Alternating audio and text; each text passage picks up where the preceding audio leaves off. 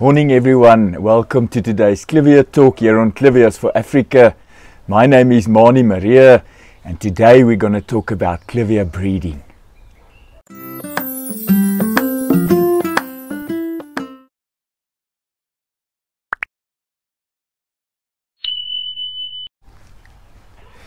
Now for those of you who are interested in Clivia breeding, this is the video for you. There are three types of breeding that I just want to touch on before we get into the details. The first thing is line breeding. So line breeding basically means that you take a specific Clivia or two siblings and you breed with that color of Clivia or that type of plant. You cross-pollinate them with each other all the time. So you either self a plant with line breeding, or you've got two siblings that flowering at the same time. You cross-pollinate them with each other. So it's basically taking a specific line and you continue to cross them back to each other. That's what line breeding means. The second one is crossbreeding within the same species of Clivia. In other words, let's say Clivia miniata. So you've got a Clivia that is green and you've got a Clivia that is yellow, and you crossing them with each other because you want a Clivia that has got yellow with green in as well. So that's, for example, crossbreeding within the same species of Clivia. And then the third one is where you cross interspecies of Clivia with each other. We call them interspecs. So that's, for example, where you take a Clivia miniata and you cross that with a Clivia nobilis or a Gardeni or any of the other Clivia species available. So that's what we call an interspecific Clivia cross. So I don't want to talk about all those details. What I would like to talk about is what is important to keep in mind when you make a Clivia cross. So when you cross two different Clivias with each other, what's the important thing to keep in mind?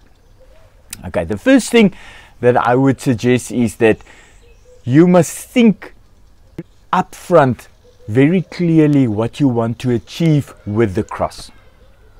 I think that's the most important thing.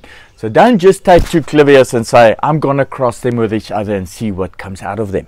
I think the most important thing is to try and determine what do you want to achieve out of this cross. Okay, and there's a lot of different goals that you can achieve. But I think it's important to know that each of the two plants that you're going to cross with each other needs to bring something positive to this cross, needs to bring some quality that you want in the offspring of these Clivias. So let's take an example. So let's say I've got a bronze and I love the flower of this bronze. It is a dark bronze, it's a beautiful flower, and there's nothing much really that I want to change in the flower of this bronze. But the plant is a massive big Clivia. It's got long leaves, it's a huge plant, and I would have loved to have this specific flower on a much smaller plant. So I've got another plant that's maybe either a miniature or a very small compact plant. Also with a bronze flower, but not close to the same quality as the other bronze flower. Maybe it's just a light bronze with a little bit of green, but nothing spectacular. So now what I want to do is I want to now cross these two plants with each other, because what I'm trying to achieve is a much smaller plant, a much more compact plant with the same quality of bronze flowers, maybe big flowers or dark flowers or whatever is so beautiful in this bronze flower. So that's a good example. So both plants have a quality that they bring to this cross. Another one is, so this is more on the plant shape that I want to change. Then on color crossbreeding, there's lots of different things you can try and achieve. You might have a flower that's got very little green in the throat of the flower, and you would like to get some more green into that throat.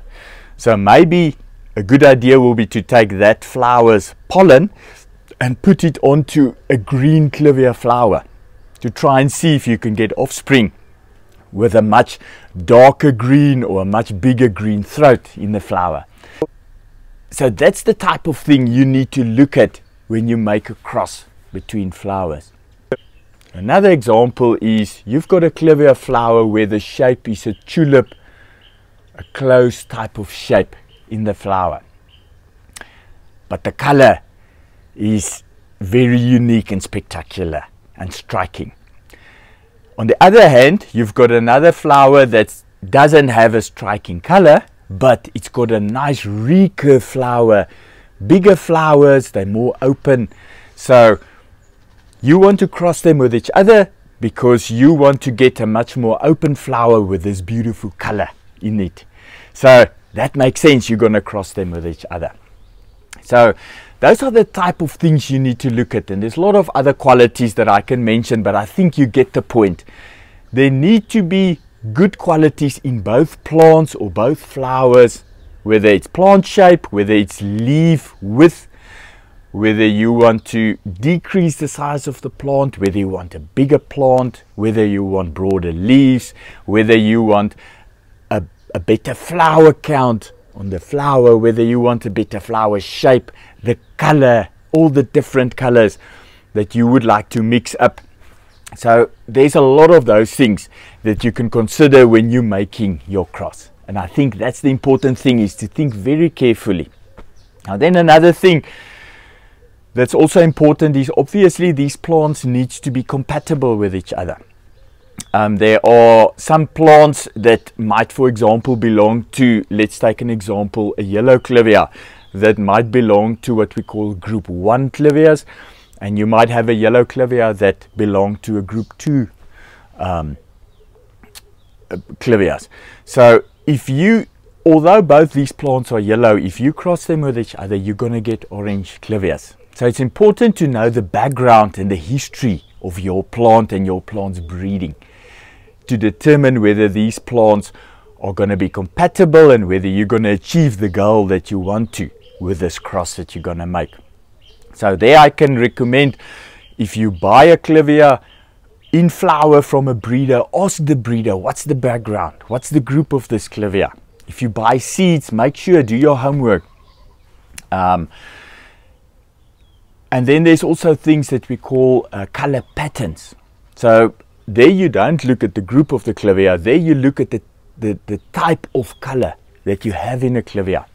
So I'll give you an example. There's lots of different Clivias that, for example, will open up yellow and then it will color to a pink coloration as the flower ages. Now we call it a blush, a yellow blush or a pink blush.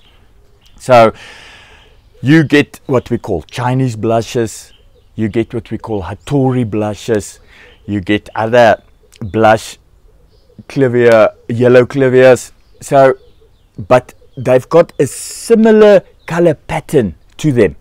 Now often these color patterns, when you cross them to each other, they are compatible and you keep that type of color. It's not always the case, so there's no guarantees, but it's a very good indication to look at the color and see, but these colors are similar to each other, the pattern, and to make a decision based on that, to cross these with each other and to see what the outcome is. And I think that's a big part of the fun, because we never know exactly what we're going to get. Sometimes we're disappointed. Often we get stunning new Clivia patterns and new Clivia colors that comes out of these outcrosses.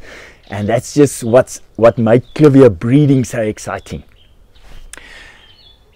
Some other advice that I can give is, read up as much as possible. Because you might say, Mani, but how do I know all these things? How do I know what's compatible with each other? How do I know all these color patterns that might work or might not work? My advice to you is read up as much as you can. There's a lot of information on the internet available. Go to the Clivia Society website. There's some nice articles and material that you can read up. Join a Clivia club. There's some the Clivia news magazines, the yearbooks. There's some other Clivia books available that you can buy, read up on that. On the internet, there's a lot of information available. Join Clivia groups like Clivias for Africa. Get all your friends to join Clivia for Africa, all your friends that loves Clivias and plants and gardening. You know, we try and share as much as possible information on this group as well. You know, to get people to enjoy their Clivias and also to make the right decisions when they breed with Clivias, like this video, for example. You can go to YouTube. Clivias for Africa's got a channel there that you're busy having a look at right now. Get other people to join. We try and share in these videos as much as possible information about Clivias. And I think the other thing is make Clivia friends. You know, that maybe, you know, there's often people that's been breeding with Clivias for many years. Check your ideas with them. If you want to make a cross, I do that. I find some of my Clivia friends and I say to them, listen, this is something that I'm not aware of, that somebody else has made this cross, but I think it might work, or this is the reason why I want to make this cross. And I check it with them, you know, and sometimes they'll say to me, listen, they know somebody has made the cross and they've been unsuccessful, the result was not good, or they know of people who's made this cross and it does work, these plants are compatible with each other. So it's always good to have some Clivia friends that you can talk to. You learn a lot in these discussions. You know, you talk about Clivias and the background of Clivias and the different breeding of Clivias. So there's so much information that you can pick up by just talking to people and be part of discussion groups. There's WhatsApp groups, Northern Clivia group, you know, there's often discussions there about specific breeding, or people post things on Facebook or on WhatsApp that you can, and they put there what the cross is that they've made, and you can see the cross and you can maybe make a note and say, hang on, I need to remember this because going forward, you know, this is a cross I would love to make. I love the outcome of this cross. So it's a lot of information that I'm trying to give through to you in a short video, but I hope this information helps you to make the right decisions in terms of breeding. And I'm sure there's a lot of things that I forgot to mention. So please go to the comments below in this video and put your opinion there. Put your experiences there. Put stuff that I might have forgotten in there. Let's talk about it. This is what it's all about. The more we talk about things, the more we all learn about Clivias and Clivia breeding. Please subscribe to our channel, Clivias for Africa. And please go and like this video. Please share it with your friends. Have a fantastic day and enjoy your Clivia plants. Until next time, bye-bye.